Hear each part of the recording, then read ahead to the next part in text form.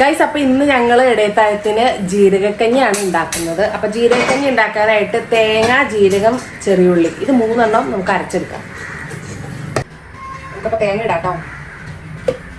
തേങ്ങ, ജീരകം, ഉള്ളി അരച്ചെടുക്കാം. ഇന്നത്തെ ഇടയത്താഴത്തിന് നമ്മൾക്ക് ജീരകക്കഞ്ഞി.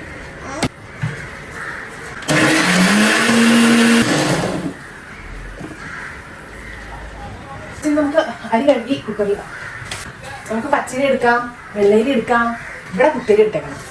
അതായത് നമ്മുടെ ചോറ് വെക്കണേ. എല്ലാവരും കൊണ്ട് ചോറ് വയ്ക്കില്ല അല്ലേ? കുക്കറിൽ നമ്മൾ അരി ഇട്ടു.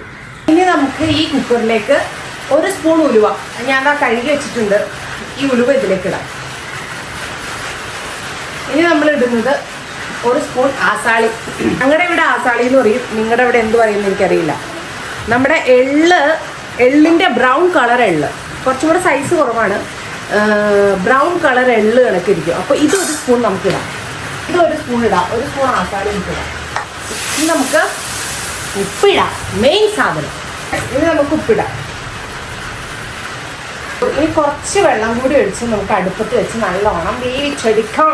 കൂടെ ഒഴിക്കാം. അപ്പോൾ എല്ലാം സെറ്റ് ചെയ്ത് കഴിഞ്ഞ് നമുക്കിത് അടുപ്പത്ത് വെച്ച് വിസിലടുപ്പിച്ചിട്ടിരിക്കാം. ഇതിന് നമുക്കൊരു 10-20 മിനിറ്റ് അടുപ്പത്ത് വെക്കാം. ഓക്കെ ഗൈസ്, അപ്പോൾ നമ്മുടെ വേവിച്ച ചോറിലേക്ക് അരച്ച് വെച്ച തേങ്ങാപ്പാലും കൂടെ നമ്മൾ മിക്സ് ചെയ്തിട്ടുണ്ട്. ഇനി ഇത് ജസ്റ്റ് ഒന്ന് തിളയ്ക്കണം. തിള വന്നിട്ടുണ്ട്. ഇനി നമുക്കിതൊന്ന് മൂടി വയ്ക്കാം കേട്ടോ. ഇത്രേ ഉള്ളൂ, നമ്മുടെ ജീരകക്കഞ്ഞി ഇവിടെ സെറ്റ്. അപ്പോൾ നമ്മുടെ ജീരകക്കഞ്ഞി സെറ്റായിട്ടുണ്ട്.